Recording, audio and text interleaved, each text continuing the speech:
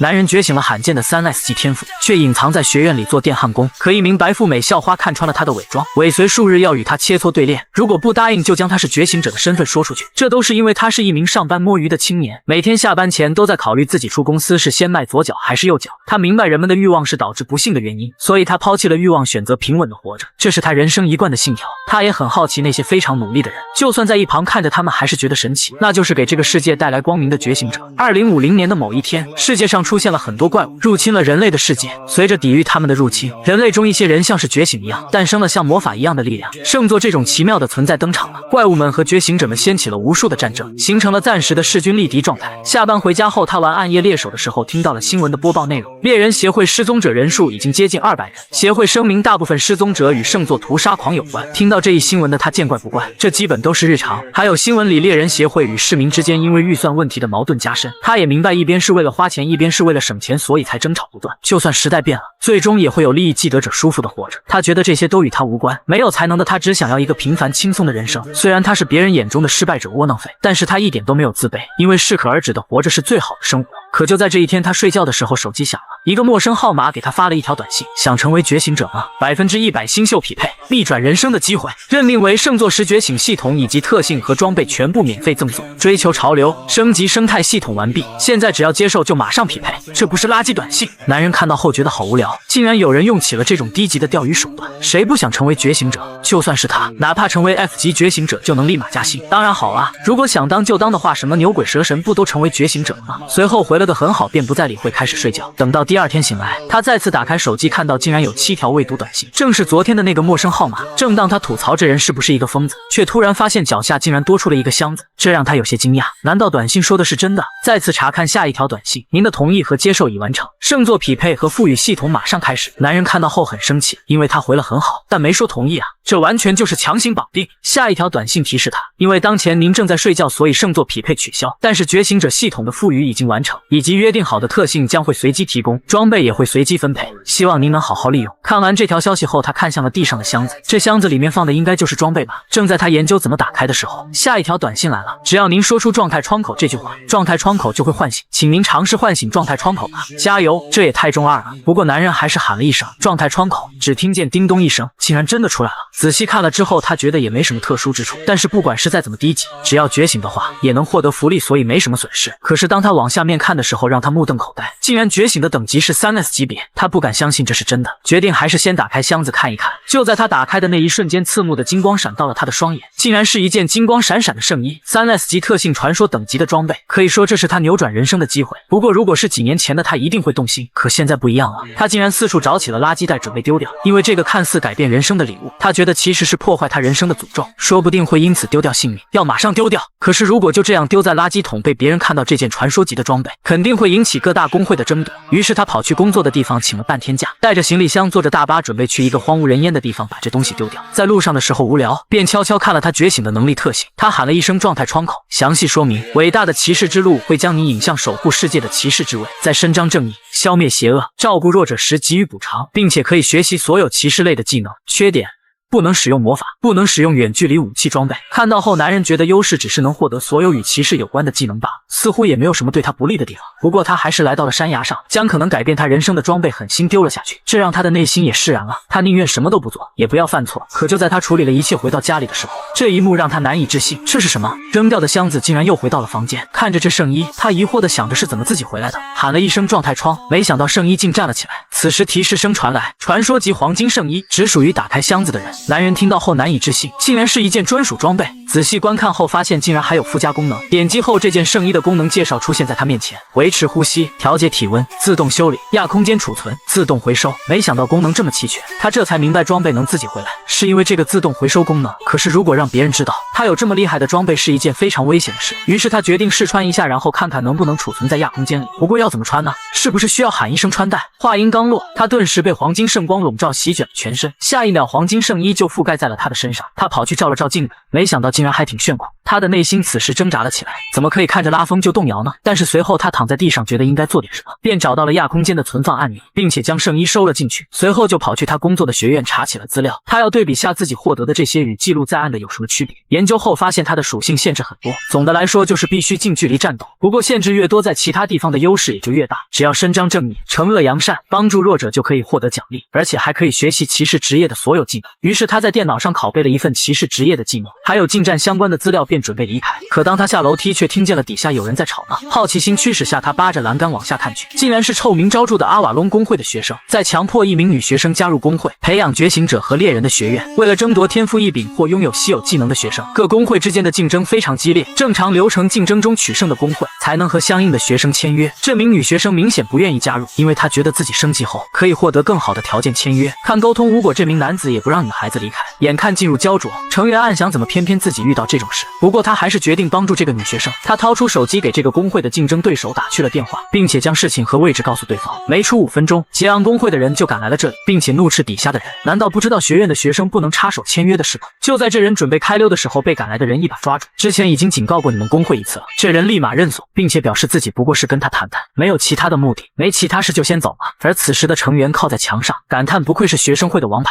来得快，解决问题也很快。被解围的女学生此时正在鞠躬感谢着这人，随后便嗲嗲的掏出手机问学长能不能给个联系方式。听到这话让成员惊讶不已，因为2个公会的口碑都好不到哪里去。这个妹子难道不知道？在夜色中回家的成员心里很不是滋味。虽然事情解决了，好不容易帮妹子脱离虎口，却被一只披着羊皮的狼给骗了。可就在这时，叮咚一声传来，状态窗出现在了他的面前，吓了成员一跳。你主动帮女士解围，非常值得赞赏，因此伟大的骑士之路将给予你奖励。看着3个奖励选项，技能点、召唤骑士、装备选择，他决定选择不用担心别人抢走的技能点。可当他点击后的选项更让他惊讶了，没想到这里竟然有骑士的所有技能。恐怕圣宗们看了这些技能都会感叹：剑神恩格拉的剑术，白银枪骑士刘浩的枪术，沙漠骑士团团长拉西的拳术，这些只有圣座才知道，记载在历史资料和传说中的骑士专属技能。我现在可以凭借技能点数学习，这一切都颠覆了他的认知。挑选了半天后，他看中了万剑骑士克兰德的武才，习得后可大幅度强化所有武艺战斗直觉并提高速度，并且点击了习得按钮。随着点击结束，金色圣光顿时席卷了他的全身。半晌后传来提示，您已习得万剑骑士克兰德的武才。金光消失后，他伫立在原地，感觉身体也没有产生多大的变化。第2天，开完会在休息室休息的成员从同事口中得知，昨天他救的女孩子是一个炼金术属性的学生。炼金术是大型公会最看重的技能，阿瓦隆公会特别想让他加入公会，而且纠缠女学生的男人名字叫张云硕，是这个公会会长的儿子。听到这一消息的成员头疼不已，估计很快他们就会知道是他打的电话。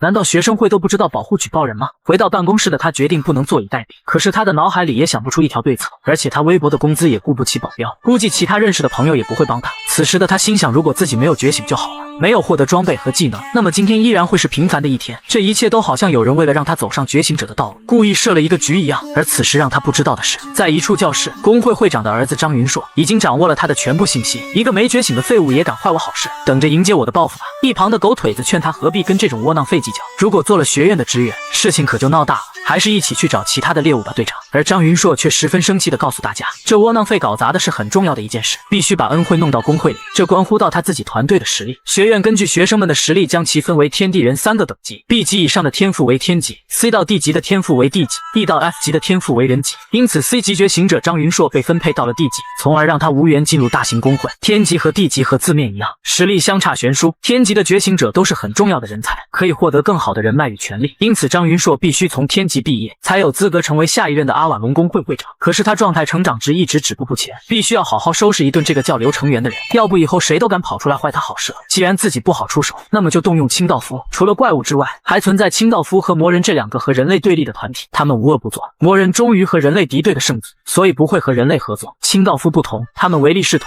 经常会替公会做些见不得人的事，只要钱到位。而此时的成员正在他经理的办公室，当经理得知他想要休年假时候，却没有同意，因为马上就到期末考试的时间，正是需要人手的时候。经理让他不要担心，在学校是不会出什么事情的。听到这些的成员只能作罢，可是他清楚对方不会善罢甘休，甚至可能为了不脏自己的手会动用清道夫来处理自己。他决定不管怎样都得暂时离开学院避避风头，于是他打车离开学校来到了 F 级地下城，这是等级和难度最低的地下城，只要武装到位，即便是普通人也能成功攻略。与其坐以待毙，不如提升实力。现在的成员已经别无他法，这是他第一次来这种地方，选择了讨伐布鲁塔犬。他刚进入，凶猛的布鲁塔犬就嗅到了了他的气息围了过来，而他也没有丝毫犹豫的持剑迎战，必须要通过战斗来提升自己。没想到仅仅一个照面就解决了4只，而且圣衣在他开始战斗的时候自动穿在了他身上，这也太显眼了。为了不被别人发现，等有时间了一定要调整下设置，把自动穿戴这个功能取消掉。对于觉醒者来说，这个地下城还是太简单，而且他通过一次次的实战提升，逐渐适应熟悉了自身的能力，不知道是不是新学的武才技能的效果，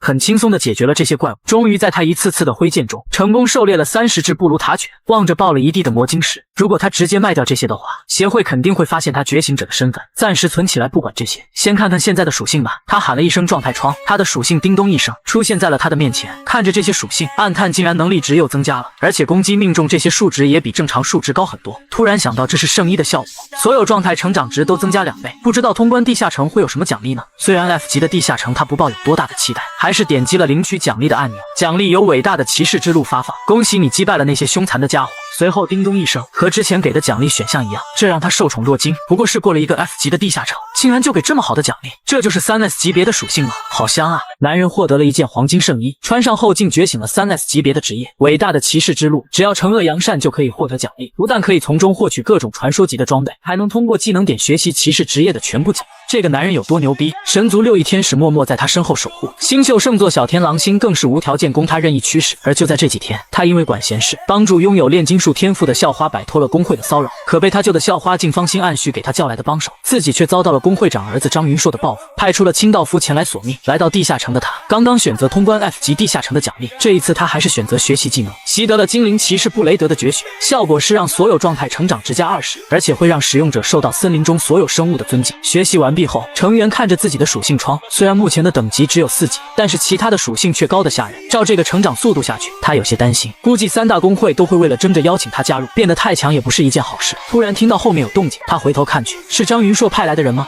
或者是清道夫？没想到这么快就来了。早知道就不穿这身圣衣出来了。估计来的人看到他这身黄金装扮，不敢轻举妄动。可是怎么找到这人的藏身之处呢？正在他思索对策的时候，天空中的响动引起了他的注意。抬头看去，天上的小鸟都落在了一棵树上，似乎在给他指路。他知道这是因为他新学的技能——精灵骑士布雷德的绝学，森林中所有的生物的尊敬。天上的鸟来帮他找敌人，他大概知道了追踪他的人的位置，便抽出剑朝指明的位置掷了出去。一声惨叫响彻了这个寂静的夜。正当他高兴自己扔得挺准的时候，却收到了状态栏警告：作为一名骑士，请勿使用这种卑鄙手段。今后禁止您投掷武器，否则将接受依次惩罚。这让他很不爽，明明是有人对他图谋不轨，自己怎么也算是正当防卫吧。于是他怒气冲冲地找到了击落在地的敌人。这个戴着眼镜的光头佬赶忙求饶，并告知眼前的黄金骑士，自己在执行其他任务，不是刻意打扰你的。经过问询，此人正是清道夫成员，有人委托他来收拾一个人，并表示自己根本无意冒犯黄金骑士，还问他有没有止血绷带和药水给他疗伤。成员听后没说一句话，递给他一瓶药水。这名清道夫道谢的话还没有说完，成员突如其来的一剑结束了他罪恶的一生。看着眼前的人倒下，成员的双手直打哆嗦，因为这是他的第一次。翻看清道夫的手机，看到了里面的聊天内容，果然是冲着他来的。为了隐藏身份，只能将他灭口。成员看着掉了一地的物品，他上前清点的时候想着，之前只听说过觉醒者死后身上的物品都会自动掉出来，没想到是真的。顺便把这个清道夫的手机的资料也拷贝了一份，说不定以后能用到。处理完一切后，成员将圣衣的自动穿戴功能修改成了收到命令时候穿戴，随后信心满满再次准备进入地下城提升等级。可就在进入之前，警告弹窗出现在了他面前，你违背了骑士之道，偷袭了没有反抗能力的人，此乃圣之不惩罚，2次不给予奖励。这看得他一脸懵，这加上之前的惩罚，岂不是要接受3次？不过没关系，进3次地下城也花不了多少时间。他来到了城赤龟巢穴，这里面有上百只凶残的赤龟，不过成员没有丝毫手软，毕竟在他眼里都是经验值。于是在他逐渐娴熟的身法与进攻下，一只只赤龟倒在了他面前，成功完成攻略，并且等级也提升到了6级。可是惩罚次数却没有变少，竟然还是3次。成员想了半天也想不明白，难道是因为他打败的怪物太弱了吗？来不及想这些，眼下最重要的是抓紧时间升级，多进几次地下城应该就知道是什么情况。成员又起身前往了红宝石眼蜘蛛的巢穴，经过一番激烈的战斗，将怪物成功击杀，成功通关地下城，并且等级也提升到了10级。这次的惩罚次数在通关后减少了1次，而且还获得了等级到达10级的奖励，技能点数+1。在外调整休息的成员在攻略手册上才得知，只有杀掉对人类有害的怪物才能获得奖励，所以在赤龟巢穴攻略后没有减少惩罚次数。看着新获得的技能点，下一个可以学习的技能奇合魔技术控制装备，可以放大系统窗进行搜索，打开迷你地图等多种操作。看到介绍后的成员觉得很棒，这个技能可以获得各种情报，在战斗中如同有一个侦测雷达一般。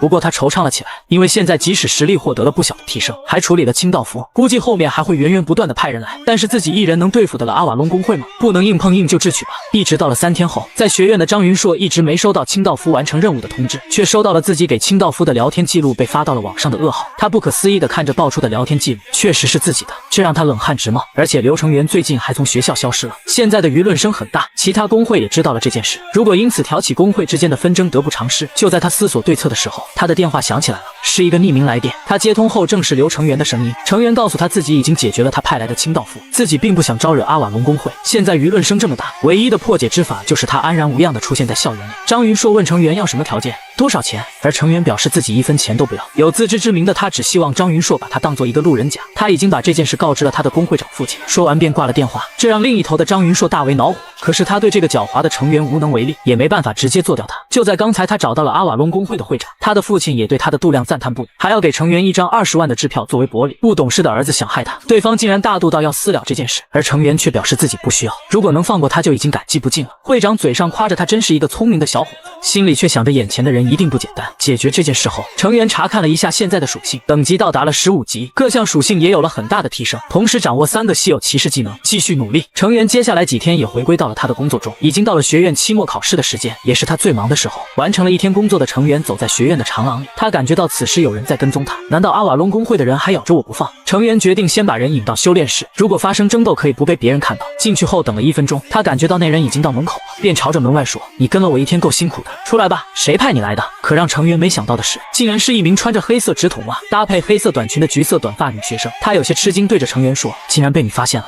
他很疑惑，眼前的少女是怎么知道他的秘密？原来是女孩的圣座告诉了他，眼前的这个男人拥有5星傍身，如果想变强就要和他较量一番。成员听到后恍然大悟，如果是神一样的圣座告诉了他，想隐瞒身份也不可能了。可是这个女生可是天级实力，自己和她打可能会受伤，便拒绝了女孩的对练邀约，转身准备离去。可没想到的是，吃瘪的女孩竟然直接释放了奥义审判之阵，瞬间阵法围住了他们2人，想出也出不去。成员吃惊地问他是不是疯了？天级女生告诉他，这是他的圣座均衡者大人赐予的能力，只有结界里的2人中昏迷或者死亡一个，这个结界才会消失。成员听后没办法，也换出了他的武器，并且和女孩约法3章，保密他是觉醒者的事，出啥问题也不能向他索赔，要用圣座的名义起誓。准备就绪后，天级女生释放了自己的圣座之力，如果他赢了，那么就要成员加入他的战队。说完便猛地对成员发起了攻击，成员忙喊着让他等一下，可是来不及了，攻击速度太快，成员赶忙紧闭双眼，不是他打不过，眼前的妹子没近他身就撞在了屏障上。捂着头的天级女生问这是不是他的防御魔法？结界提示虽说这是一次对练，但是双方都应遵守比武礼。随后无奈之下，双方互相通报了姓名。审判之权雅英请多多指教，骑士刘成元请多指教。说完2人便站在一起。成员暗叹审判之权的攻击好刚猛，虽然挡住了，但是能真切地感受到这一击的威力。退在一旁的雅英问他为什么还不拔剑，自己不会心慈手软的。话音刚落，雅英的圣座之力再次凝聚，审判之权日食天诛，成员再次举剑抵挡住了这一击。他暗叹差点就被打趴，大概是因为他武才的技能，防御几次就熟练了。可面对雅英猛烈的攻势，虽然能防御，却很难找机会反攻。雅英也在此时质疑他为什么不还手，而成员挑衅，如果他觉得不爽，就先突破了自己的防御再来锤他吧。被激怒的雅英准备用出他的最强奥义，就连修炼室的墙面都出现了裂缝，这让成员有些心惊。他都不考虑下这里能承受住他的大招吗？万一毁了这里，还得是他跑来修复。正想着，雅英已经释放了自己的奥义，审判之权因果恩报，这个技能攻击十分快，雅英已经化作了无数拳风袭向成员。可让雅英没想到的是，成员竟一个闪身就躲过了他的奥义一击，还将自己的背朝向了敌人，这是大忌。寻到破绽的成员没有犹豫，抬肘就是一拳，瞬间就将雅英打飞了出去。随着雅英的败阵，胜负已分，结界也在此时消失了。雅英暗叹圣座大人没有看走眼，学院里竟然有你这样的隐藏大佬。本以为事情告一段落，没想到雅英竟然缠上了他，因为雅英十分好奇他为什么隐藏实力，甚至还让成员来做他的专属职员，会给他2倍的工资，还有比学院更好的待遇，而且还能帮助成员保密觉醒者的事。听到这让成员也是一阵心动，换了工作就能更好隐藏自己的身份。成员表示自己可以答应，但是也需要留私人时间让他升级。这个男人隐藏自己是觉醒者的身份，却被天级校花察觉，展开对练。面对拥有均衡圣座的审判之权称号的校花，他没落一丝下风，在一番苦战下打败了他。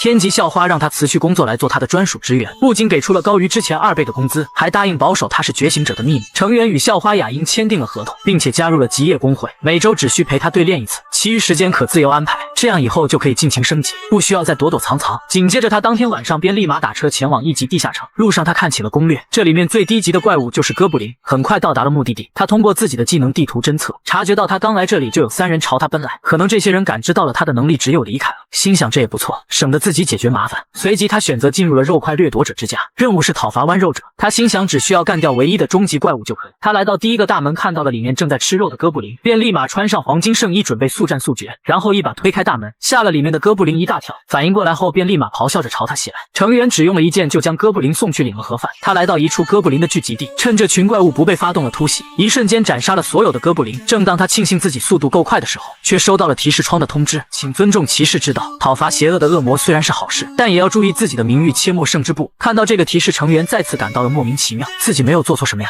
再说了，如果碰到危险的怪物，为了小命谁顾得上什么骑士之道？没想到下一秒提示又弹出来，名誉和骑士之道是骑士的全部，倘若你再违背骑士之道，就必须学习骑士之道的相关教程。成员暗想别再招惹这玩意了，不然又该给他降下惩罚。可是他实在是弄不明白到底什么是骑士之道，如果人死了就什么都没了，要这个有什么用？提示窗好像知道了他心之所想，立马给他开始了骑士之道的教程，以骑士的身份进行自我介绍。首先是在战场上自报门户，鼓舞友军，震慑敌军，奖励消除全部骑士之道的惩罚，这让成员接受不了。在地下城给怪物做自我介绍，这要是做完自我介绍，最后万一挂了，就被别人笑死了。但是能消除惩罚，这个奖励很诱人，只要做一次自我介绍就能获得技能、装备、召唤骑士等奖励，可以说很划算。但是要怎么自我介绍呢？话音刚落，提示窗提示给他一篇例文，看着上面的文字，成员感觉这也太中二了吧。但是为了消除惩罚，他也只能照做。于是他来到了下一个怪物房间，走到凶神恶煞的哥布林面前，大声地做起了自我介绍。听着，对人类造成威胁的恶魔们，我是黄金骑士，人类的守护者。今天我要代表神灵惩罚你们，你们就在对死亡的恐惧中忏悔吧。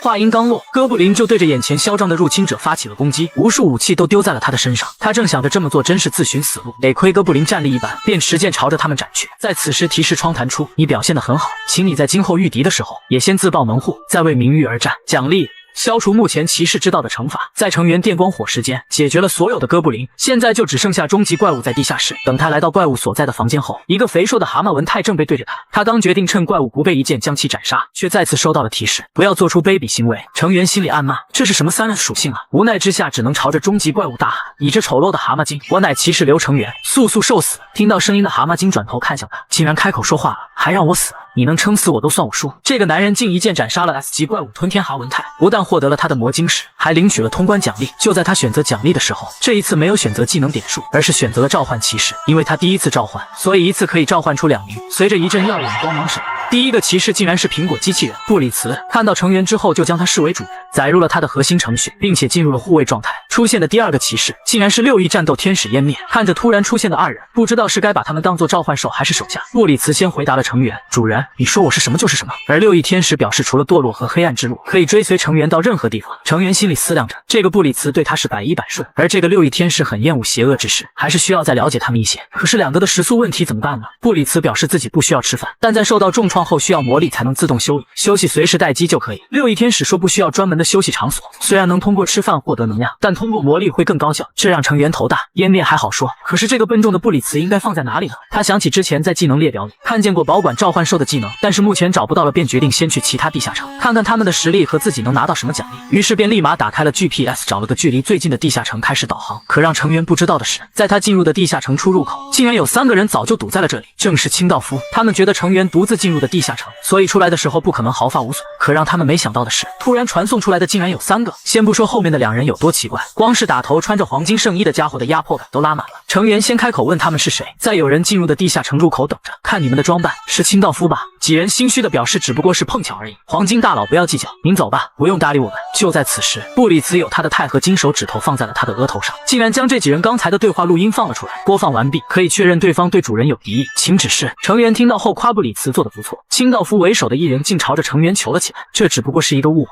尊敬的黄金骑士大人，我们不是针对你。听他说完，成员将脸露了出来，没错，你们要找的就是我。这让清道夫们乱做一锅粥，不是说他是一名普通职员吗？情报有误，为什么不提前查清楚？而成员在此时对着布里茨和湮灭下达了第一个任务，那就是他们3人都负责抓住1人。清道夫听到后立马开溜，看着分开跑的3个人，成员也让他们分开去追。可让成员没想到的是，6翼天使在此时拔出了他的剑银昌，我要以神圣的名义处决你们。布里茨也中二的喊着，已接受命令，机器人布里茨随时可以出发。这让成员一阵头大，他急着抓人，但是机器人和6翼天使竟然还有心情在这演戏。难道骑士的话都这么多吗？这些清道夫已经知道了他的真实身份，哪怕放走1人都可能对他造成威胁，所以一定要抓住他们。终于在半晌后，成员抓住了为首的清道夫，并且解决了他。掏出他的手机，看到了聊天记录。清道夫的靠山难道是魔人？就在他思索的时候，布里茨带着抓住的清道夫从天而降，这让成员头大。布里茨难道是飞着把清道夫抓来的？要是让人看到就不好了。话没说完，六翼天使也带着一名清道夫落在此处，让成员一阵无语。他手机收到了热门提示，新的圣座势力出现。看到这些，成员脑壳疼了起来。把清道夫处理后，赶紧跟我走。如果你召唤出一名美若天仙的爱死机，每天不但叫你起床，还给你做小鸡炖蘑菇，就这大米饭，你能干几碗呢？男主成员竟然干了10碗，就连屋子都给他收拾得干干净净，出门的衣服也帮他熨烫好了，这让单身了30年的他有点受不了，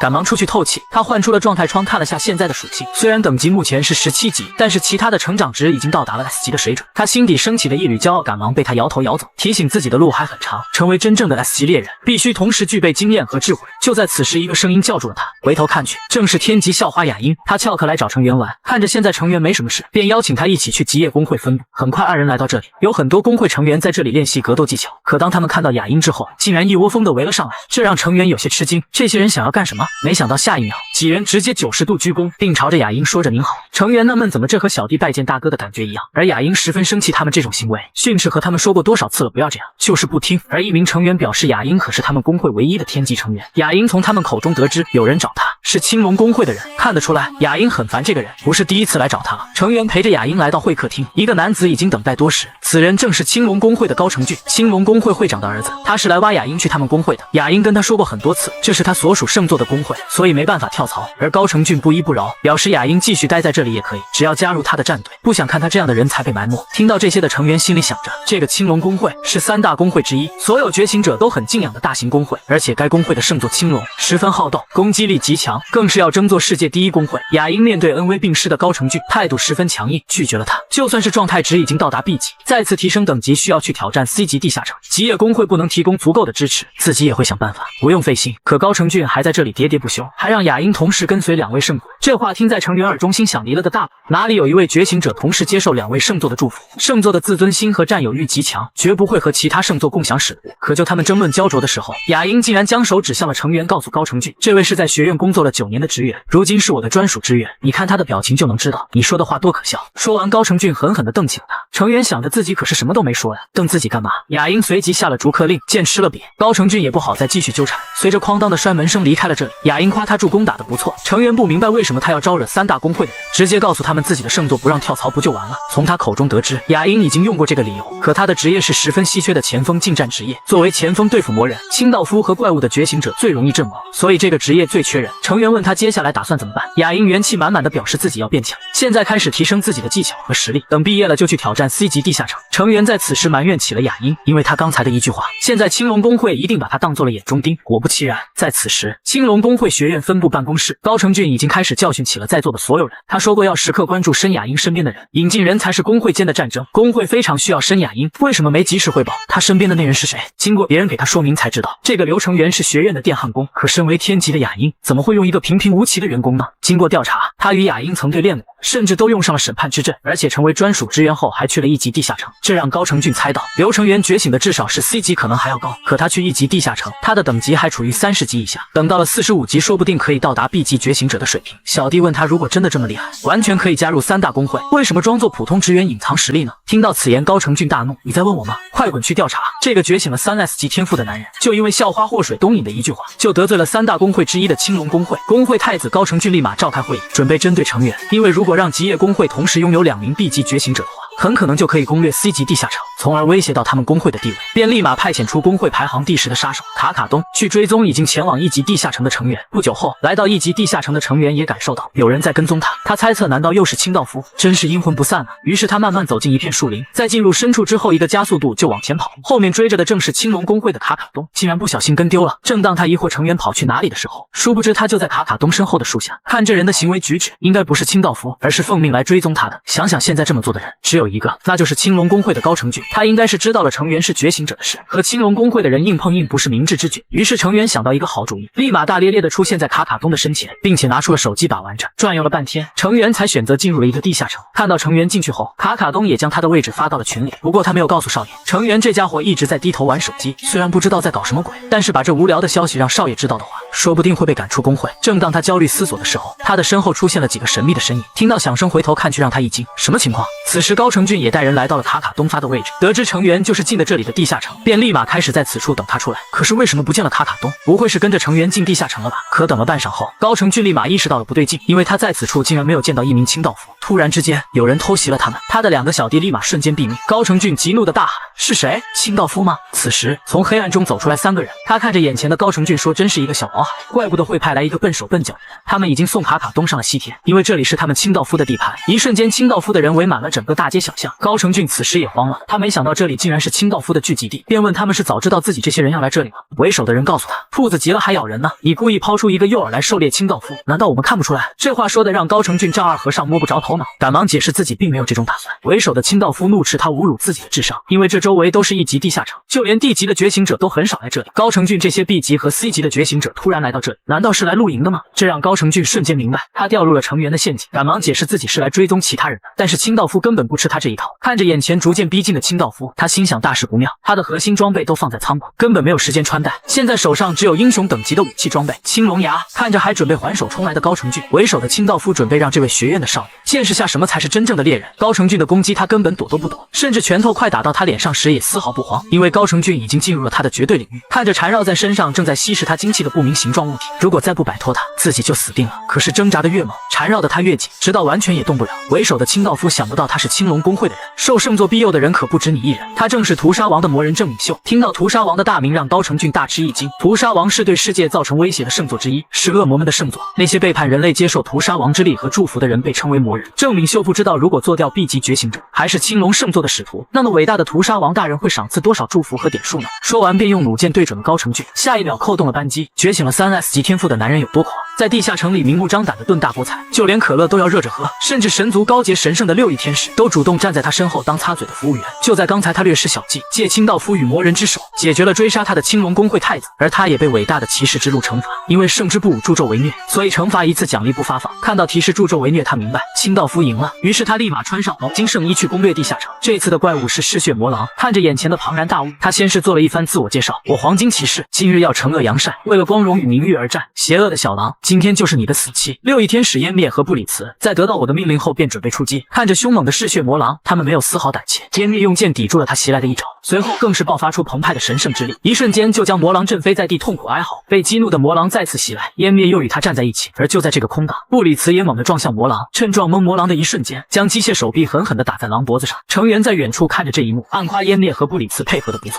一瞬间，湮灭和布里茨同时出手，再次朝着魔狼攻去。成员也在此时冲上前协助他们，在齐心合力的攻击下，怪物魔狼倒在了他们几人的面前。此时提示传来，你表现得非常好，奖励与惩罚相互抵消，无法获得奖励，出口即将打开，等级提升到19级。看着这提示，成员心想不错，把惩罚抵消了就好，而且自己的等级得到了提升，于是决定出去看一下外面的情况。走出地下城的时候，他的迷你地图没有发现其他敌人在附近，布里茨的搜索系统也没有反应。成员走向了他提前放置的录音机，这里面记录了刚才发生的一切。他决定回去了再听里面的内容，现在要先离开这个是非之地。然而在此时，成员不知道的是，在青龙公会的总部，高成俊的父亲，也就是青龙公会的会长高天修，已经得知了儿子高成俊失踪的消息，学院和公会办公室都没有他的身影，目前处于彻底失联的状态。看着眼前汇报消息的秘书，在他的再三确认下，所有可能去的地方都找过了，依然没有少爷的音讯，而且通过位置的追踪，少爷最后一次出现的位置在北部的1级地下城，而且少爷实力很强，再加上不是孤身前往，综合以上这2点可以推测，他可能遭遇了魔人的毒手，这让高天修头疼欲裂。聚集在北部的魔人都是屠杀王的手下，难道自己的儿子真的被这群杀人不眨眼的家伙干掉了？查，立马去查，得让这些清道夫知道我们公会的厉害。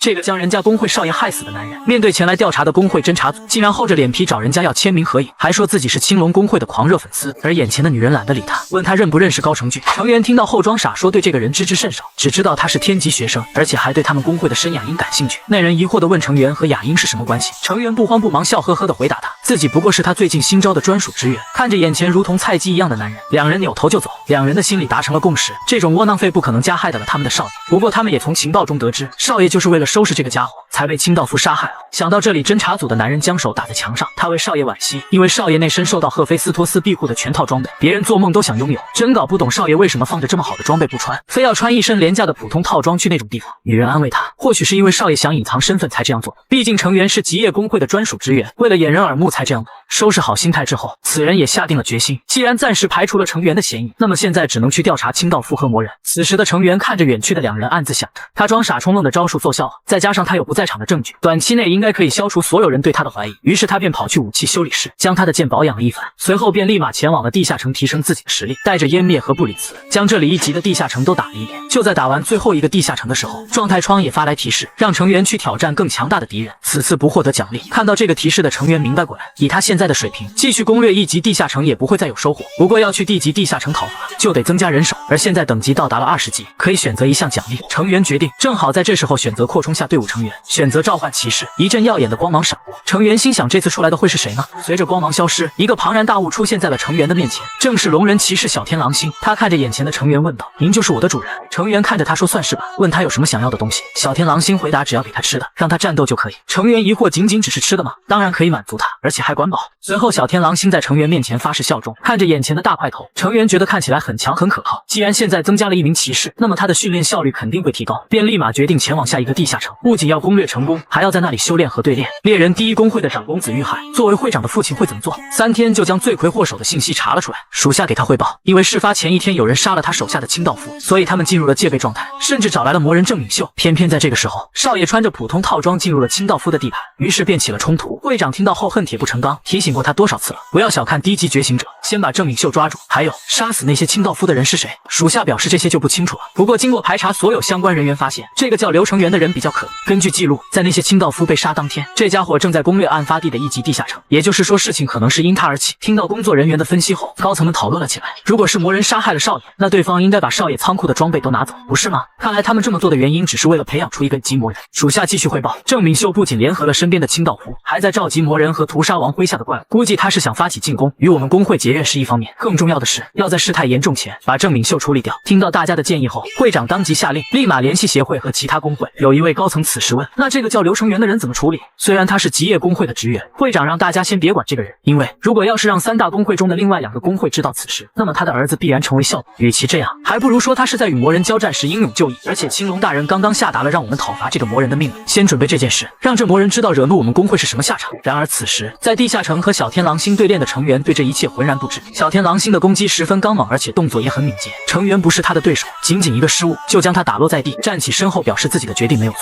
自己还是太弱了。小天狼星安慰他，已经进步的很多了。此时布里茨出现在他身边，让他喝口水休息一会儿。就当成员接过水大口喝的时候，布里茨还在一旁拍马屁，主人实力日益增强，竟然伤到了小天狼星的鳞片。小天狼星低头看向自己铠甲上的划痕，也表示自己都没有注意，主人真是太厉害了。成员让他们不要下胯了，接下来继续攻略地下城吧，把这些怪物一网打尽。在地下城中面对成群的怪物，小天狼星所过之处，怪物立马化作他的剑下亡魂，甚至回头用他嗜血的双眼瞪眼，救下的怪物立在原地不敢动弹。看着小天狼星勇猛的冲杀，6翼天使和布里茨让他保持队形，也想着独占杀敌荣誉。一直到了这个地下城的 BOSS 处，看着突然闯入的几人，他很高兴，竟然又有新鲜的肉食送上门了。可高大的小天狼星一瞬间就来到了他的面前，大喊着去死吧！怪物甚至都没想明白这家伙是怎么突然出现，就被小天狼星送去领了盒饭。随着攻略成功的提示传来，成员甚至都没有出一次手。小天狼星也太强了，而且他的等级也升到了28级，如此的升级速度，协会如果知道了肯定会炸锅。以他现在的水平，如果让3大工会知道了，肯定会为了争夺他大打出手。成员决定绝不能被发现。男人觉醒了最强的3S 级天赋，却被校花喊去见家长，因为校花用妈妈给他的零花钱给他发工资。成员看着眼前的女人，一股女王的气息，她是极业工会的会长。成员不敢怠慢，赶紧上前行礼。申雅英的母亲申孝美看着眼前的成员如此懂礼数，夸了他2句，说他看起来比女儿好沟通，就要和他说道。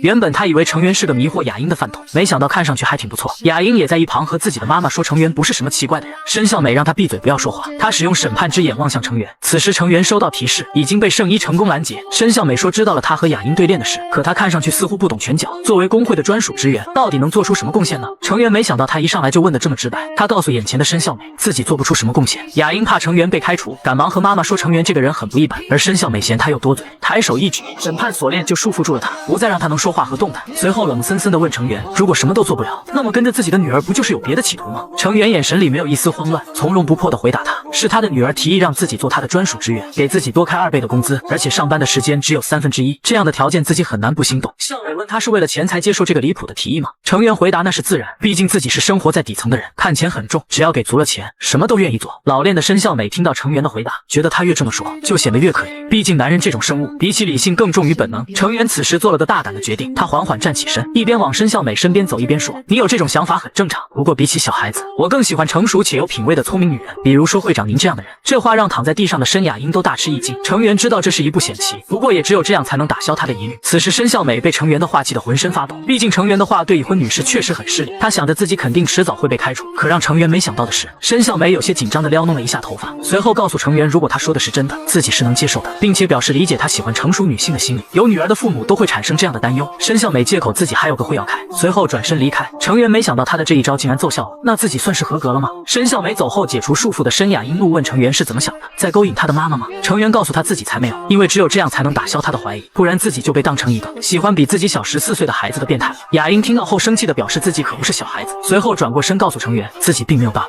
在他出生起就没见过他。虽然他也很好奇，但妈妈怎么也不肯跟他说。雅英以为成员知道他没有爸爸才这样和母亲说话，成员赶忙解释自己本来就不知道，如果不是今天这次见面，甚至都不知道他的家人也在这个公会。可雅英觉得成员在不知情的情况下跟自己妈妈说这么多，莫非在成员年轻的时候是一个专门骗有钱少妇的骗子？成员没再多做解释，既然没什么其他事，转身准备开溜。可让成员没想到的是，他身后的雅英竟然问，难道成员就是他的爸爸吗？那倒也不错。成员回头让他不要胡乱脑补。雅英感叹他是第一次见到这种反应的男人，毕竟他妈妈是级猎人，所以那些知名的男明星还有会长级别的人物经常围着他转。成员让他别胡说八道，自己交完报告就要去休息了。雅英朝着他挥了挥手说好了，爸爸你去吧。男人觉醒了逆天的3S 级天赋，却被校花的妈妈当作喜欢他女儿的大变态，毕竟他的女儿比成员小14岁。最后经过成员的撩拨，才打消了疑虑，匆匆借口开会离去。可让成员不知道的是，申孝美参加猎人协会会议时候，因为青龙工会派出调查郑敏秀的侦查队几乎全军覆没，并且拿命换回来了重要情报。之前判断是级魔人的郑敏秀其实是 S 级。听到这一消息满座皆惊，看着郑敏秀发来的挑衅视频，在感谢青龙工会献祭自己的儿子，他的圣座大人更器重他了。分析员告诉大家，郑敏秀是屠杀王手下的 S 级魔人，马上就要到 S 市闹事了。他呼吁在场的所有工会组建联合讨伐队。此时 S 市的工会会长江东虎发问，就是为了帮青龙工会收拾烂摊子，其他的工会都得派出 S 级猎人帮忙吧。他旁边的人觉得他说话太过分了，虽说他的工会隶属于 S 市自治团体，但作为3大工会之一，应该表现的友善些。而江东虎觉得一点也不过分，反正他是不会同意出 S 市作战的。见其他的工会都纷纷不愿意出人，青龙工会会长高天秀发言告诉大家，想打赢这次的 S 级魔人讨伐战，至少需要3名 S 级猎人或10名级猎人。他希望各大工会积极支援，可现场没一人发声。申孝美明白出现这种情况很正常，因为大家都不想浪费兵力，希望从其他工会挑人出战，不可能有人主动站出来。高天修见没有人响应他，便决定用协会和国家的名义下达紧急召集令。这次作战，他的青龙工会将派出5名一级猎人和1名 S 级猎人，现在还需要5名一级猎人才能与 S 级魔人交战。他已经拟定好了人选，拥有 A 级猎人的5个工会分别是冰刃、几天、不屈、复仇者、极夜。这是高天秀以青龙工会、猎人协会以及国家的名义强制要求以上工会派出包含1名级猎人在内的讨伐队。申孝美万万没想到竟然会有他的极夜工会，而且他的工会就只有他1名级猎人。他赶忙起身据理力争，表示自己工会只有他1名级猎人。高天修告诉他，既然有1级猎人，那这个决策就没有任何问题。申孝美觉得他的工会只有他这个会长是1级，还让他工会支援，这个要求也太过分了。毕竟要是自己出了事，那他的工会也就完了。高天修丝毫不为所动，表示大家都有苦衷，就别抱怨了，就让他期待一下审判之眼职业的威力。散会后，秘书问高天修，真的有必要让极夜工会参与支援吗？这个工会的会长虽然是级猎人，但是他的属性并不适合作战。审判之眼职业善于收集有关地下城位置和怪物的情报，因此在开阔场所与敌军对战时，很难发挥其及觉醒者的价值。而高天修此时的眼神变得很辣，那帮魔人也不是傻子，看到弱势职业肯定也会捡软柿子捏。就算这个女人死了，自己派出的 S 级猎人天龙再加上9名级猎人，已经足够取得胜利。谁让他的女儿勾引他的儿子，必须给这个女人一个深刻的教训。而且他也交代了天龙，要是有意外发生就赶紧逃命，不要让工会蒙受损失。如果这次行动失败，其余2大工会总该有所行动。如果事情一帆风顺当然很好，但就算不顺利也没什么惋惜的。觉醒3S 级天赋的男人娶校花要多少彩礼？可能需要18万，那再加上一个丈母娘，58万，值不值呢？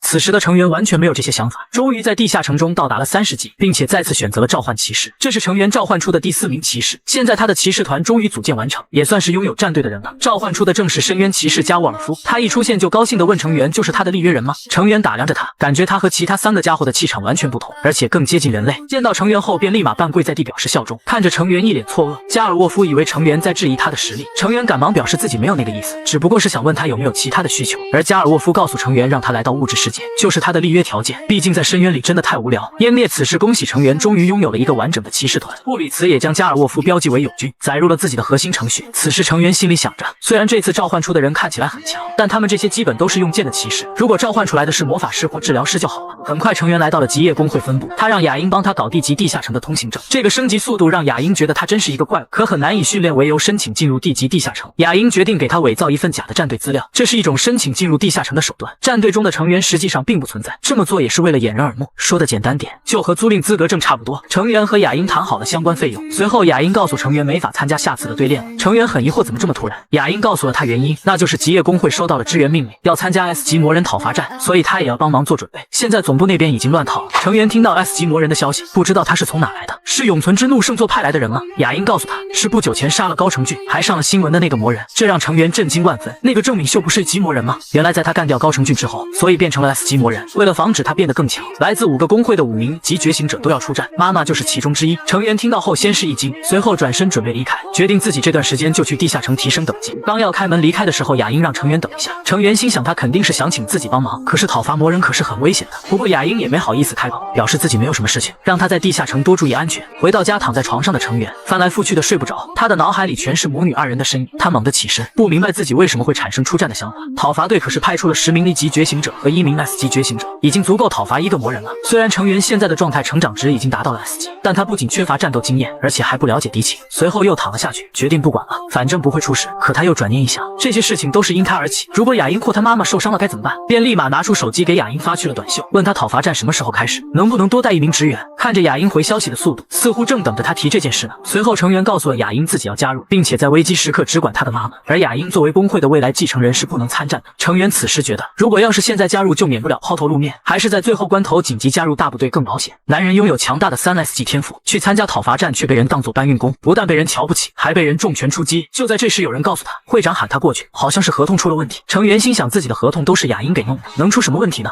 于是他带着疑惑来到了极夜工会的大本营。可当见到会长的时候，申孝美告诉他这只是个借口而已，难道他察觉不到吗？成员不明白他喊自己这个替补来是为了什么，他并不想太引人注意。而申孝美问他为什么要加入讨伐队，虽然女儿雅英告诉他不用担心，但实在是摸不清成员的意图，而且女儿因为和成员的合同条款，所以不能告诉他一些事情。成员摸了摸头又装了起来，告诉申孝美自己不过是不想在协会登记成为正式猎人，所以走了个捷径。参与这次活动是觉得没准有机会跟着狩猎清道夫，不过根本目的还是为了赚钱。说完之后，成员内心十分紧张，不知道这个回答能不能蒙混过关。而申孝美却很疑惑成员为什么不想成为猎人，能让雅英专门招做专属职员，少说也是地级觉醒者，如果是这个水平的话，完全能以正式猎人的身份工作。成员表示自己在学院工作了9年，现在都32岁了，原本过着安稳的生活，却突然觉醒了，自己是没必要以身犯险的。而猎人的待遇之所以高，正是因为这份工作危险，而比起钱和待遇，自己现在更需要在保障安全的情况下学习知识，增加经验，这就是成员不惜被人当作搬运工也要跟来的原因。听到成员不卑不亢的回答，申孝美表示他的理由很充分，而成员如释重负，感谢了申孝美的理解，随后便以工作为借口离开了。到了晚上，和成员一个小组的人问他是不是害怕，感觉成员身上一直绷着一股劲，别人笑话他战斗还没开始就怕了，等会要是见到怪物岂不是就吓尿了。短头发的男人让成员如果害怕就躲在自己的身后，可他们哪里知道，眼前的成员杀掉的怪物都超过100只了，心已经和战车上的荡把一样冰了。不过这样一来，就算成员突然消失，他们也会觉得自己胆小躲起来了，也不会起疑心。此时的申孝美正在参加工会间的视频会议，这次的讨伐战由 S 级青龙全胜高天龙指挥，作战目的是追击 S 级魔人郑敏秀，将其击杀或者捕获。S 级魔人郑敏秀是善用游击战和陷阱的觉醒者，以他的性格必然会在 K 城的林荫路突袭讨伐队，所以希望各自工会的作战队都要做好防备突袭的准备，尤其要小心夜间突袭，这是郑敏秀最擅长的战术。众人表示明白。还有人问了一些关于郑敏秀的情报，天龙让他们不要担心，虽然他是 S 级魔人，但说到底不过是个只能在远处射箭、设陷阱的奸诈小人，更何况还有自己这个对战负责人在。而有人担忧万一突然出现了高级怪物或恶魔怎么办？ S 级的魔人完全有能力找那些家伙帮忙。申孝美听着天龙的回答，如果真的出现这种情况，那么天龙就会来对付郑敏秀，其余的 A 级猎人干掉恶魔之后再和他会合，这让申孝美无奈。看来最坏的情况下还是得跟 B 级以上的怪物作战，但他下定决心无论如何都得活下来。可他始终想不明白女儿那天跟他说的话，那就是雅英让他如果真的遇到什么意外，一定要紧紧跟着那个大叔。虽然自己不能和妈妈细说，但他可以保证成员比工会那些人可靠。可申孝美觉得自己为什么要寄希望于一个不是正式猎人的家伙呢？男人拥有掌控杀伐的3S 级天赋，却被讨伐队派到炊事班当大厨，而众人吃了3S 级猎人做的饭，却还吐槽没有米其林的大厨。厨做的好吃，甚至还让他明天的时候给所有的人做满汉全席。可这让所有人不知道的是，此时的郑敏秀召唤出了可以作战的魔物，攻击了不想追随他的清道夫和魔人。而他惊讶地发现，自己召唤的魔物杀死吞噬敌人之后，自己的经验值也在疯狂的上涨。照这个速度下去，那郑敏秀成为 SS 级魔人指日可待。随后便赶来了讨伐队要路过的地方，看着眼前的讨伐队，郑敏秀觉得比他想象还要戒备森严。不过光是这样可不够，随后抬手一指，他的魔物大军瞬间涌现在他身后，等待着他发号施令。郑敏秀要让那些以为干掉几只地下城怪物就觉得算是 S 级猎人的工会成员们看看什么是真正的实力。随着一声令下，魔物大军朝着极夜工会涌去。这时候侦察队也发现了他们，发出了敌袭的警报，而且怪物的数量足足有2000只。一个队长让作战队发射照明弹，看看怪物的构成，最后发现主要是1级的肉块掠夺者、嗜血犬、地级吸血鬼和肉类贪食者这一类的怪物都能用普通武器解决掉。队长闻言便立马下达指令，那就把他们打成肉泥。随着作战队的火力输出，一瞬间好似压制住了这些魔物。最高指挥官天龙也下达全员集合，准备出战的命令，还让跟不上他速度的人乘坐自己的飞龙战机。这时候负责侦察的女队长发现了魔人郑敏秀的所在地，就在距离他们1000米的西边。S 级猎人天龙拔出了剑，要将送上门来的敌人一网打尽。可随着他们的冲杀，申孝美跟身边的人说，她感觉有点奇怪，为什么这么快就找到敌人了？其他人也觉得有些奇怪，应该留几个人在这里看着才对，可是已经来不及了。再说高天龙也不会允许他们分散兵力。就在这时，几支箭射在了申孝美的脚下。看到这一幕，让一人觉得申孝美多虑了，因为除了郑敏秀，没有人能发射这种血红之箭，就是那个 S 级魔人无疑。天龙所在的地方已经和魔物站在一处。A 级猎人索尔玛用出了霹雳等大招，解决了一批又一批的魔物，还有人使用雷神之锤，轻松化解了魔物的冲杀。S 级猎人天龙也不落下风，将实力稍强的魔物一个个斩于马下。他觉得这魔人是真的蠢，现在正是他们战力最强的时候，真不知道哪里来的勇气，竟然在开战的第一天就来突袭他们。不过早点结束战斗也好，他就能早点回去睡觉了。他们最后发现了逃跑的郑敏秀，随后便立马驾驶青龙战机上前拦截，甚至有 A 级猎人用出了大地束缚来牵制郑敏秀，更有 A 级猎人使用陷阱之眼看到这附近都是郑敏秀布置的陷阱。就在此时 S 级猎人天龙寻到郑敏秀的破绽，立马施展青龙之牙突进贯穿了郑敏秀。可让他没想到的是，他的致命一击竟然打空了，这让他很疑惑是什么原因？难道是诱饵吗？就在此时，指挥中心发来警报告诉他，A 级终极怪物龙族屠杀者出现在了大本营的中心，现在还出现了 B 级和 C 级的终极怪物。说完，指挥中心便没有了任何音讯。当觉醒了3S 天赋的猎人与 S 级魔人相遇，谁能活着离开？就在刚才，由于指挥官天龙冒进的指挥中计后，导致大本营被袭击。刚才大家追的不过是郑敏秀的分身，而他的真身已经出现在了后方空虚的大本营，更是召唤出了 A 级的魔物在这里开始肆虐，让魔物在这里吞噬这些觉醒者。这样一来，郑敏秀不仅有了献给屠杀王大人的尸体，还能挣钱和升级。照这么下去，只要过了今天，他就能成为使徒。这些普通的觉醒者还在对抗着涌来的极魔物，他们微弱的火力在魔物面前根本不够看。现在他们唯一能做的就是祈祷能撑到会长他们赶来。而此时的成员和专属职员躲在战车里，可这战车肯定迟早会被怪物摧毁，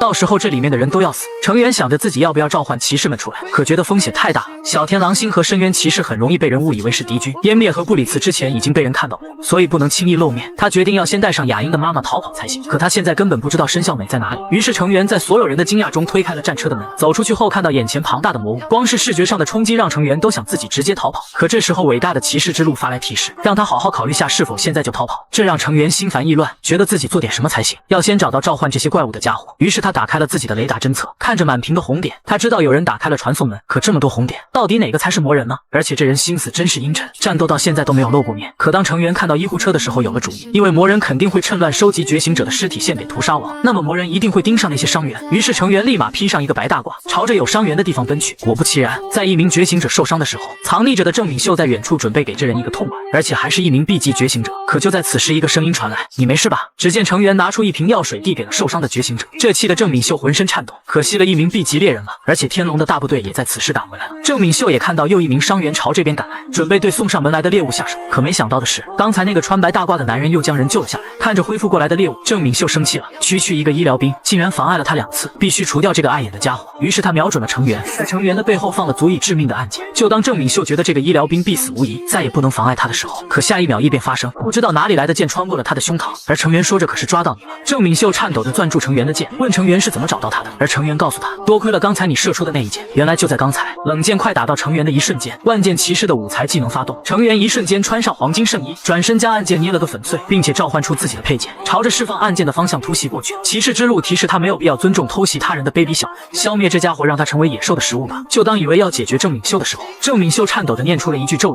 语。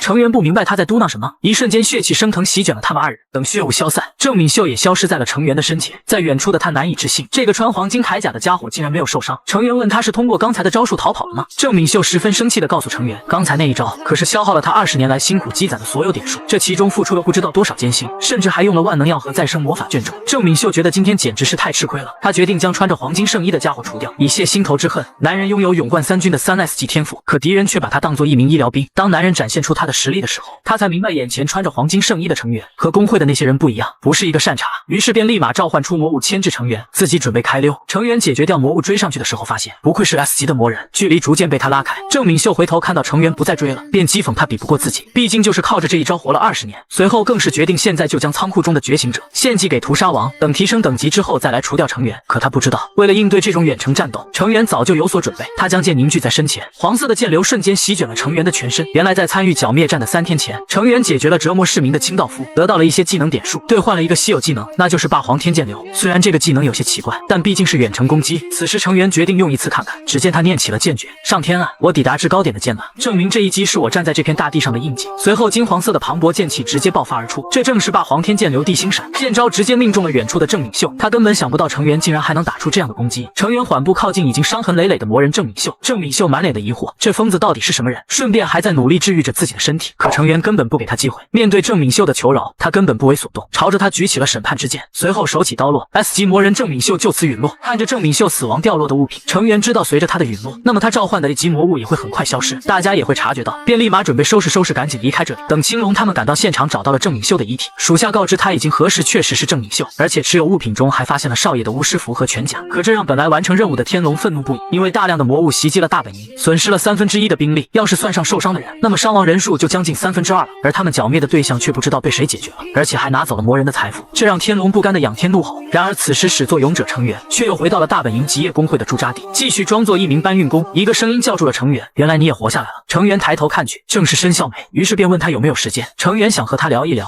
男人拥有万千觉醒者梦寐以求的3S 级天赋，却甘愿隐藏实力在工会做最底层的搬运工。可他为了帮助雅英的母亲，竟然出手消灭了 S 级魔人，还随手拿出了1个亿来帮助损失惨重的极夜工会渡过难关，这让申笑美倍感震惊。他甚至怀疑是不是成员把郑敏秀解决的。可成员深藏功与名，让笑美想感谢他的话，就请他吃一顿饭就行。说完便转身离开。等到外面之后，成员换出了自己的状态窗，看着现在的等级和属性，竟然以此提升了8级，相当于攻略了30个地级地下城。可在这时，天龙他们乘车回到了大本营，一路上都能听到他骂骂咧咧的声音，在诅咒那个解决掉郑敏秀的人。成员心想，这次又跟青龙工会结怨了，以后绝对不能再刺激他们了。等到几小时后， S 级猎人天龙回到了青龙工会的人工岛基地，会长高天修得到他的汇报后，表示自己可不是想看到这种结果才派他去的，但被埋伏产生损失在所难免，也怪自己急于报仇准备的比较仓促。不过只要能完成青龙大人的试炼，就什么都好说。而且让极夜工会的会长死在清道夫手里，也算是没白费功夫。可天龙告诉他，极夜工会的会长并没有事情。得知了一切来龙去脉后，高天修不敢相信，竟然突然出现了一个能单枪匹马杀死 S 级魔人的家伙，而且通过卫星照片和无人机获得的情报，是一个穿着黄金圣衣的家伙干的。看这铠甲的风格，高天修觉得可能是奥利匹斯的人，可他们并不会将身体全部掩盖。不过这人肯定是工会中的人，也就是兵刃、几天、不屈、复仇者、极夜这5个工会的人。有骑士职业的兵刃和复仇者最为可疑。高天修决定必须要将这人找出来，他不能任由其他工会藏着第11名 S 级猎人。随后让天龙先处理剿灭郑敏秀任务的善后工作，再去处理这个穿黄金圣衣的人。而此时的成员已经回到家，舒舒服服地躺在了被窝中。可就在此时，次元门中的召唤物们都走了出来，他们质问主人成员是怎么想的，明明组建了一个5人的骑士团，却还孤军奋战，自己一个人独享战斗的乐趣。成员听到后知道他们的心思，便立马起身告诉他们，那个家伙是冲着他来的，所以自己要面对这次试炼，而且偷袭他的只有1个人。如果是和大规模的队伍战斗，我会喊你们出来，但只有1个人，我不和他单挑的话，以多欺少有为骑士之道。成员说完后，看着众人的表情，不知道他的回答能不能让他们信服。布里茨听完点了点头，表示明白了。加尔沃夫也闭上了眼睛，让成员下次不能再独享战斗的乐趣。就连6翼天使也笑着说他是骑士的典范，在赛场上独面自己的宿敌。看来他们很满意成员的答案。之后成员仔细查看起了郑敏秀掉落的物品，在里面看到了一个记事本，便好奇的打开看了起来。没想到郑敏秀涉及的领域还挺广，这清道夫都可以称为人类的合作伙伴，而不是敌人了。对大部分人来讲，那屠杀王圣座控制的区域犹如世界末日，可实际上和人类社会也没有什么区别。可当成员看到关于人类研究所委托郑敏秀做的事情，便气得将本子摔到桌上，质直呼这个世道真疯狂。男人觉醒了最强的3S 级天赋，10分钟就学会跆拳道达到黑带10段，并掌握540度旋转踢；20分钟学会闪电5连鞭，并战胜了职业运动员；30分钟就学会咏春。就连和他对练的雅英也发现，眼前的成员每一次对练都在用不同的招式，因为功夫只练一种就够难的了。他不知道，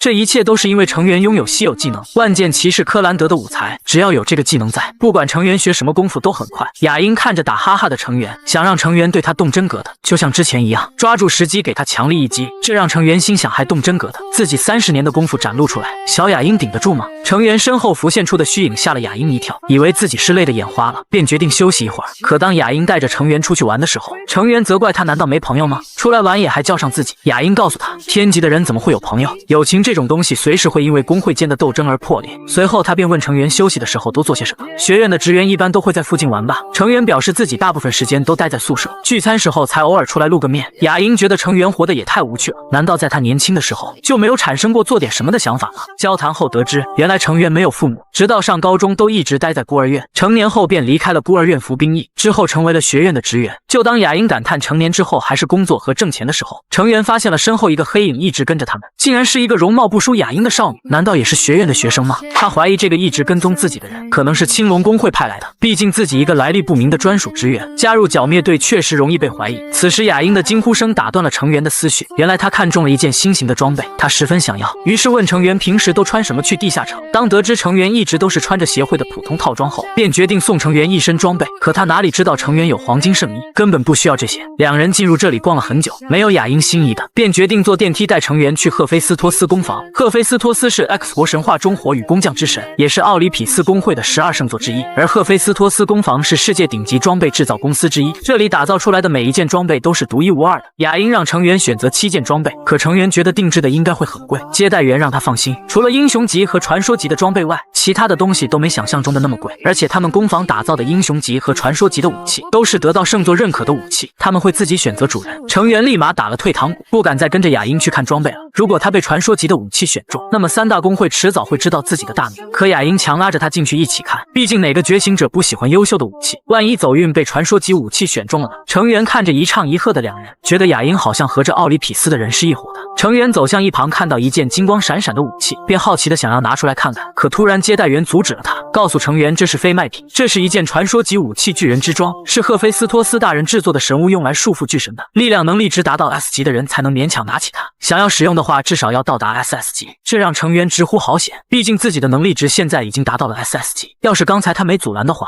自己就拿出来了。于是赶忙离开了这里。可当他们去看别的武器的时候，接待员注意到了巨人之装的异常，他在惋惜，因为巨人之装觉得很可惜，还是第一次在这里遇到有资格成为他主人的人，没想到就这样被打发走了。传说级的装备都会自己选择主人，当男人试着拿起它的时候，狗眼看人低的服务员立马傻眼，随后赶忙喊着经理过来善后，直接将传说级的装备送给了成员。这是用神之钢铁打造的，不仅结实，还可以抵御魔法。最初是用来束缚巨神的神器，可这毕竟是传说级的装备，价值不是金钱能够衡量的。可经理却让成员直接拿走，毕竟刚才自己的下属狗眼看人低，甚至还可以为成员对这件事保密，可以仿造一件相同的武器放到陈列柜。成员此时仔细端详着手里的传说级装备，这东西怎么说也值500万。经理告诉他说少了，这装备最少也要5个亿，毕竟锻造他的人是赫菲斯托斯大人。成员此时也不再客气，谢过了经理，并且希望他对这件事情保密。出去之后，成员和雅英去饭店用餐，成员在此时用地图侦测发现，跟踪他的人又多了几个。成员不明白为什么要跟踪自己呢，于是便决定以后要小心一点。远处跟踪的人见成员放松了警惕，便向成员发动了探知魔法。可没想到的是，他的探知魔法竟然对成员没有一点作用，而且还提示他成员被某种强大的力量保护着，这让妹子倍感震惊。区区一个专属职员竟然还有防御技能，甚至怀疑起了成员就是那个黄金骑士。紧接着跟踪成员走遍了无数大街小巷，成员此时觉得不管这些苍蝇，反而让跟踪他的人越来越多，现在跟踪的人数竟然有10几个。打开手机看到新闻的时候，成员才明白黄金骑士的新闻已经成了热门头条，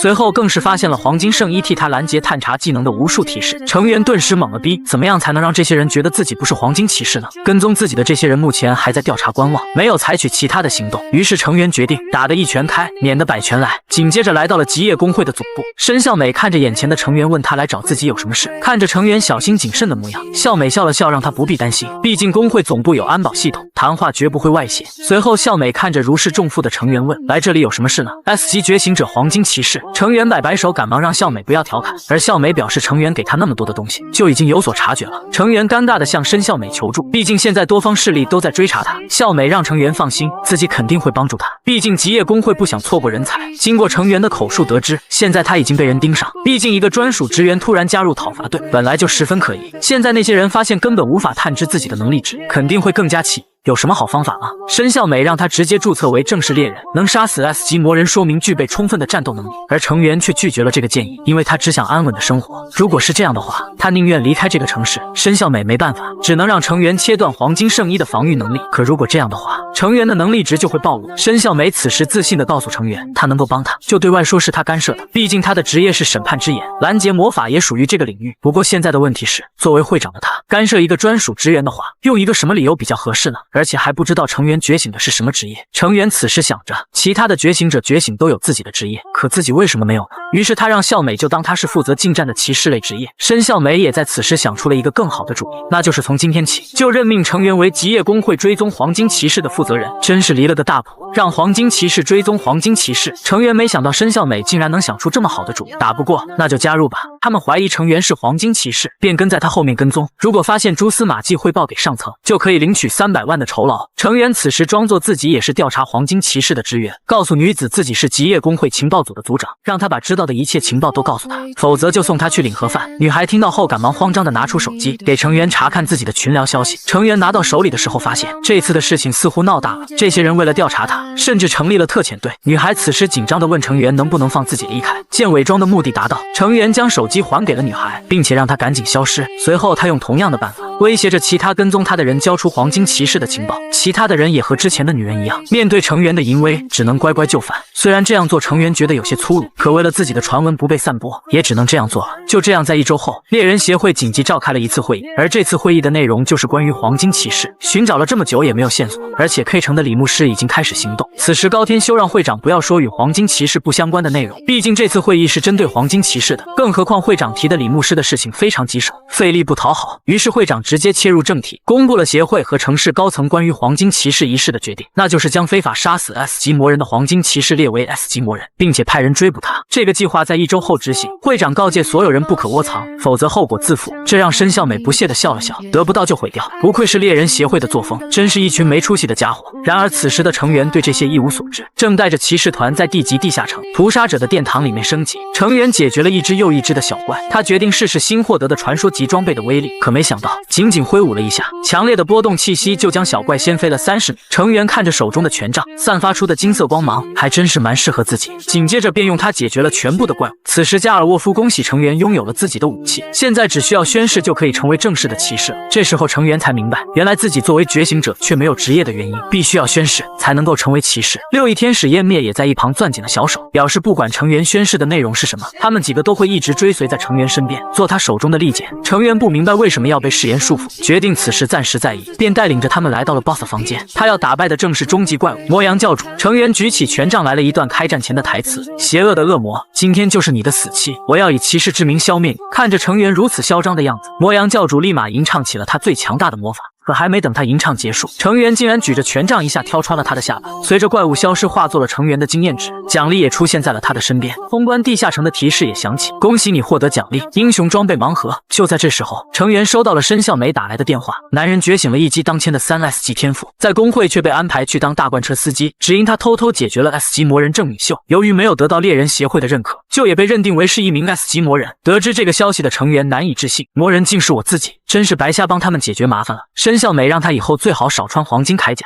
除非遇到危险的情况。就在此时，让成员他们不知道的是，一群恶魔正在聚餐研究明天吃掉多少人，而他们的老大竟然是人类的博士后。因为他研究和克隆觉醒者的研究所缺少原料，便请来了一群恶魔来帮助他。为了讨好他们，不但请他们吃饭找乐子，甚至还准备了奖品，这让这群贪婪的恶魔来了兴致。见恶魔上钩，博士后露出了一抹得逞的笑，随后从储存空间拿出3瓶颜色各异的药水，可以让人的能力值1小时提升1级。还有就是净化药水，能让这些恶魔瞬间变成 SS 级使徒。这话一出，几个恶魔都按捺不住了，这是真的吗？毕竟他们为了提升等级，可以付出一切代价，而想获得这药水，必须遵守博士后的要求，去活捉猎物，并且按数量进行排名的前3，才可以获得这狂暴药水。时间仅限1周，这让恶魔如同打了鸡血一般，立马跑出去开始狩猎，生怕晚1秒自己就不是前3了。等恶魔们走后，博士后让手手下将狼藉的宴会厅打扫一番，随后脸色逐渐变得阴沉，准备开始接收这些恶魔抓来的觉醒者。3天后，雅英和同学去完成学校布置的任务，组队去地级地下城实战。可就当他们进入地下城的时候，工会侦测小组突然收到警报，仔细一看，侦测雷达竟然是一只 S 级的怪物正在迅速靠近。2名侦查员立马将消息上报，得知 S 级怪物入侵，猎人协会紧急召开了会议，因为在他们的侦测下得知，城市边境有7只 S 级怪物，还有很多从未见过的 A 级与 B 级怪物，而且全部都是兽人形态的大恶魔野兽，这让所有人都坐立不安。毕竟一只都需要3个 S 级觉醒者对付的怪物，竟然一次性出现了7只，这原因到底是因为什么？此时的成员对发生的一切浑然不知，舒舒服服的睡了个懒觉，还悠闲的喝起了咖啡。就在这时，一阵急促的敲门声传来，打开门一看，正是气喘吁吁的申孝美，正责怪成员为什么电话打不通。得知成员在睡觉后，申孝美问他都不看新闻吗？现在国家正处在危机中，怎么还悠闲的睡大觉？了解事情的来龙去脉后，成员竟然直接收拾起了行李，准备跑路到南方避避风头。申孝美一把拉住成员，不敢相信他真的就这么逃跑吗？而成员觉得会长对他的期望太高了，毕竟自己只不过是个刚开始攻略地级地下城的觉醒者。于是成员下定决心，感谢了会长的提醒后，提着行李就要离开。可没想到的是，申孝美告诉他雅英有危险，他被牵扯了进去，现在还在地下城没有出来。这让成员抓住孝美问怎么会这样，协会没有管这件事吗？然而孝美表示协会根本派不出人手管这件事，所以只能麻烦成员。孝美眼泪汪汪的拜托他救救雅英，成员让孝美不必担心，他会出手。听到成员的话，孝美抓紧了成员的书包，表示雅英是自己的全部，一切都拜托他了。成员告诉他，如果晚了一步的话，不要责怪他，毕竟自己也没对付过 S 级魔物，不要期望太大。穿上了黄金圣衣的成员在孝美的眼中宛如一尊黄金战神。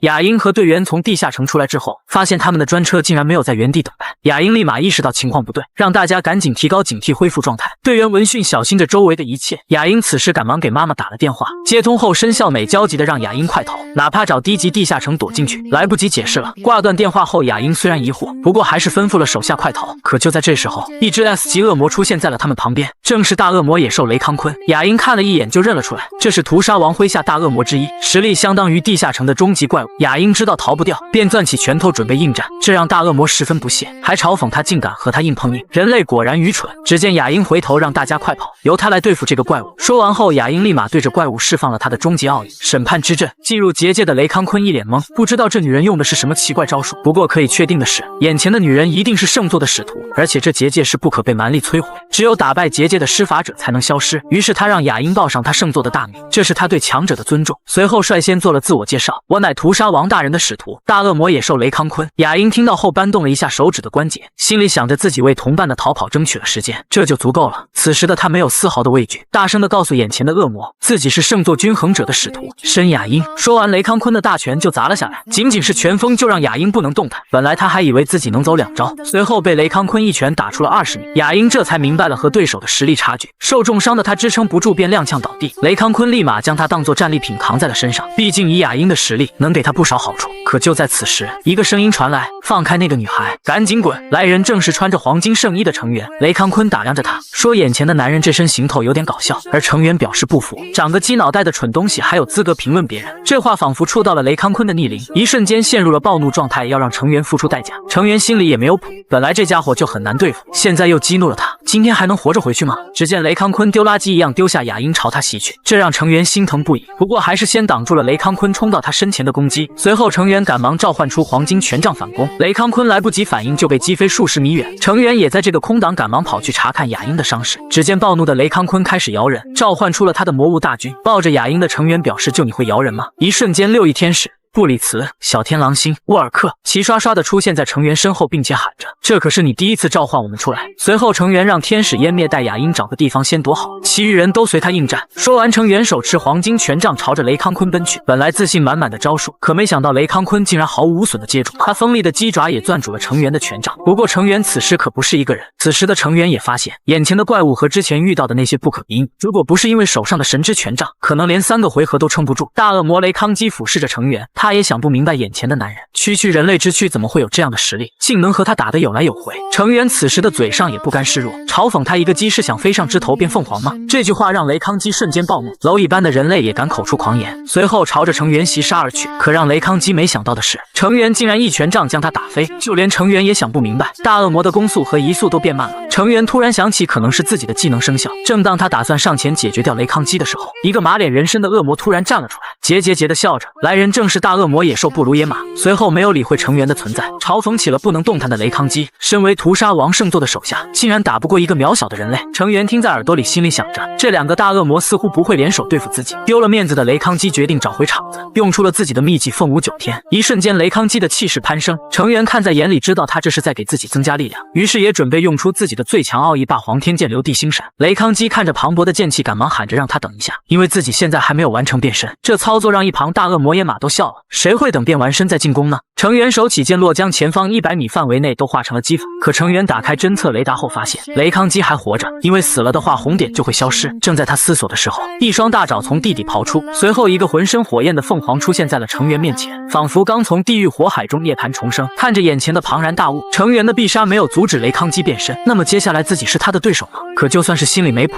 成员的嘴上却不甘示弱，高兴地表示他还活着，这样自己就能尽情战斗。如果被他一招秒了，就不是凶名赫赫的大恶魔，而是任人拿捏的小鸡仔。这3个字仿佛是雷康基的逆鳞，准备用出凤舞9天来毁灭眼前不知天高地厚的人类。只见他弹指间就来到了成员的身前，发起了攻击。成员匆忙抵挡，被冲击的余力震退了28米。他没想到这家伙在变身后竟然速度力量提升了这么多，可不知道什么时候雷康基又来到了他的身后，仅仅一击就将成员打飞。倒在地上的成员痛苦不堪，就连黄金圣衣都出现了丝丝裂缝。如果这样下去的话，那么自己一定会死。可雷康基没有给成员喘息的时间，用锋利的巨爪死死地抓住了成员的头。一旁的大恶魔没想到成员就这点能耐，于是让雷康基赶紧送他领盒饭。可雷康基却让他闭上马嘴，因为眼前的男人之前的羞辱，他想到了99种方法来折磨成员，随后将成员的头盔摘下，准备取下他的眼珠当炮材。成员此时有些绝望，难道自己真的要死在这大恶魔手里？就在这生死关头，只听见叮铃一声，升级提示传来，他竟然在这时候升到了39级。看着要将他吃掉的雷康基，成员小手一抬攥住了他的魂，想吃我没那么容易。随后成员一拳将他的会打了粉碎，只见落在地上的成员呼了一口气，并且对他的骑士团表示了感谢。如果不是他们为成员战斗，那么他就不会升级。布里茨提醒成员不要放松警惕，失去了会的雷康基准备与成员拼个鱼死网破，可此时的成员已经懒得和他多逼逼，抬手一发闪电光速拳送他领了盒饭。随后成员回头望向大恶魔野马，问他是不是想和刚才的小鸡仔一起死。而野马翘着2郎腿说，如果成员想打就奉陪。可现在他看起来成员似乎并不想再继续战斗了。听到成员肯定的回答后，野马表示和雷康基没有同僚之情，而且这蠢货意气用事丢了性命。成员听到后决定相信他说的话，可离开前雷康基携带的物品成员都要带走，毕竟这是自己赌上性命换来的。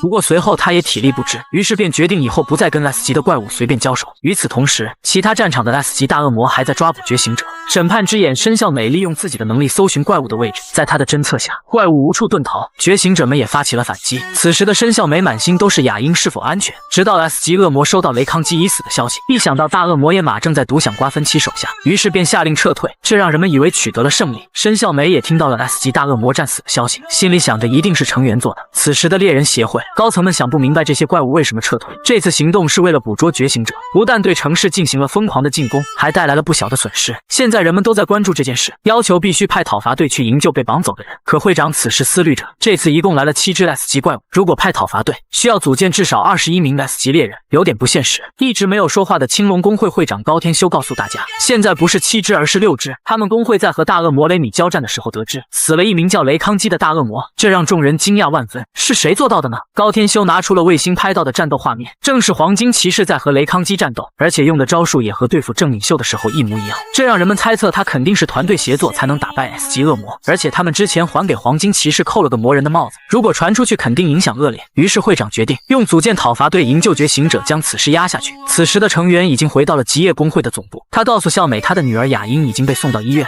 申孝美听到他不顾性命救了雅英，立马让成员脱掉衣服给他检查身体，因为他曾经也是一个医生，而且成员确实受伤不轻。就这样他帮助成员褪去了外衣，成员6块腹肌都轻了2块。随后他用工会的仪器给成员进行了全身扫描，经过检查后发现成员骨折、擦伤、出血等很多问题，但都不需要进行手术和再生治疗，只需要好好休息打打点滴就可以。因为这些问题对活力值910的 S 级觉醒者来说都是小伤。成员闻言大吃一惊，心里想着自己活力值不是应该超过1800了，随后他打开伟大骑士之路查看，原来是自己的黄金圣衣受损，没有办法让自己所有状态上升2倍。等穿上衣服后，申笑美问：“是不是他打败了雷康基，才让一众 S 级恶魔撤退的？”成员心想，这次自己又搪塞不过去了，赶忙表示自己这次是运气好，而且还差点丢了小命。如果下次再有类似情况，自己一定会逃跑的。等成员回到家中，瘫坐在沙发上，现在他浑身都疼，不过好在黄金圣衣可以自动修复，这几天他要好好休息一下。成员突然想到自己忘了骑士团，他们也在战斗中受了伤，不知道怎样了。系统窗弹了出来，看着上面的信息，成员无比兴奋。现在他的等级已经提升到了43级，不过美中不足的是，因为圣衣破损，各项能力值都减掉了一半。随后突破40级的奖励出现在他的面前，因为不顾危险救出雅英，践行了骑士之道，这次的奖励翻倍。然而在成员选择技能的时候犯起了难，因为他的团队现在缺少治疗，他想选择一个治疗类的技能来弥补团队的缺陷。可当加沃尔夫知道了成员的想法后，立马表示不同意，因为成员能打败 S 级恶魔雷康基，足以说明有很高的习武天分，应该选择攻击的技能才对，这样才能更轻松的对付更强大的对手。就连6亿战斗天使也赞成加沃尔夫的想法，把输出拉满就完事了。至于治疗，可以再增加1名队员。成员仔细衡量后，刚决定选择攻击技能，其他几人立马簇拥在他身旁，要求他选择和自己一样体系的技能。可成员有着自己的想法，他要学习骑术，因为身为一名骑士，什么都不会骑怎么说得过去。于是他打开了骑术技能列表，看到密密麻麻的骑术技能，成员犯了选择困难症，便又问起了其他人的意见。他更倾向于学习御龙，可加尔沃夫告诉他，龙族生性桀骜难驯，高傲的龙族很难驯服效忠，而且战斗力一般，还特别能吃，光是买龙饲料就是一笔不菲的开销。正在成员犯难的时候，6亿天使给他出了一个主意，那就是同时学习召唤术和骑术，等召唤出来龙之后与其签订契约，但是这样需要获得召唤兽的认可。成员听完后顿时茅塞顿开，果断点击了技能界面，先是选择学习了传说级的骑术，又学习了凯伊拉德的召唤术，将2项技能融会贯通后，成员猴急的决定现在就尝试召唤。可下一秒立马打消了这个念头，因为如果真的召唤出一条巨龙洞，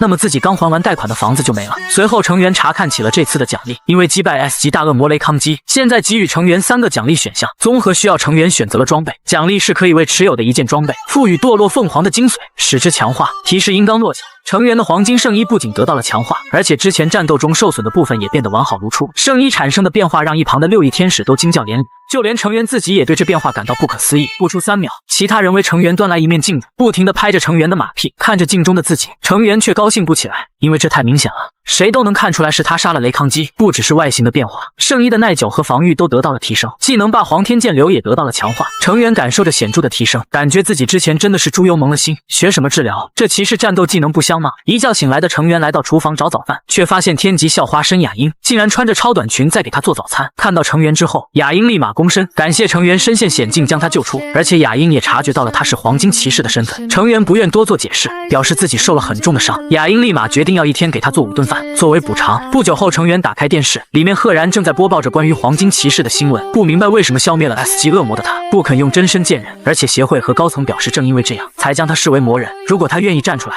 并且加入他们的行列，任何一个工会都会欢迎他。看这内容让成员瞬间无语，不明白为什么这些人打压他，就因为自己不受限制随心所欲的行动让他们产生顾虑吗？雅英在此时向成员诉起了苦，虽然自己被成员解救出来，可和他一起的队员都下落不明。成员明白是被李牧师掳走的，而且他还是 SS 级的魔人，这样一来很难组建针对李牧师的讨伐队，毕竟工会都不愿意失去 S 级猎人，从而影响自己的地位。成员劝雅英不要抱太大希望，同时心里想着希望雅英最好不要对自己抱有什么期待，光是对付一只 S 级恶魔就险些丧命。可没想到的是，下一秒雅英竟然失声痛哭了起来，成员看在眼里顿时变得手足无措，不知道该怎么安慰雅英。一天后，成员来到了学校，开始清点起了这次获得的战利品，看着一地价值不菲的装备陷入了沉思，拿起一个拳套觉得很适合雅英，可现在如果给他说不定会有生命危险。随后又拿起一把剑，而且还是传说级的杀戮之剑，看着这锋锐程度，成员感觉凡是没有穿铠甲之类护具的怪物都抵挡不住他的攻击。最让成员高兴的是一枚戒指，这是受屠杀王庇护的戒指，戴上后可以和他的使徒进行交易。可成员来不及感受这戒指的妙用，来到学校的资料室了解关于召唤术的信息，在书中得知要为召唤对象准备祭品作为媒介物。看到这里，成员瞬间想起了那枚戒指，便在储物空间翻找了起来，而且还可以带上它之后进入屠杀王的商店。如果把自己获得的战利品拿到市场上的话，那么一定会暴露自己的身份，如果在屠杀王的商店就可以规避这些风险。于是成员来到了一个无人的空地，戴上戒指后，